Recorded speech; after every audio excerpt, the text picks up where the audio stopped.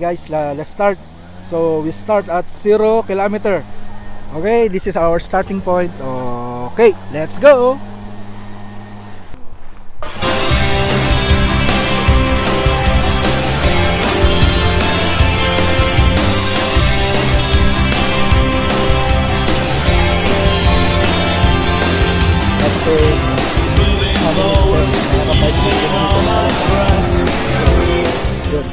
Continue tayo.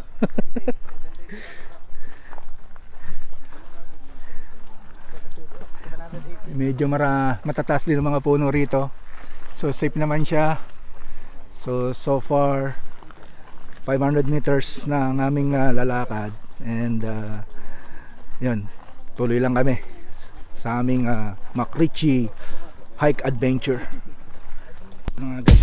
Guys, last stretch na kami ng aming hiking adventure. So malapit na kaming makarating sa Bukit Timah. So mga 2 to 3 kilometers na tuloy tayo sa paglalakad ng hiking adventure.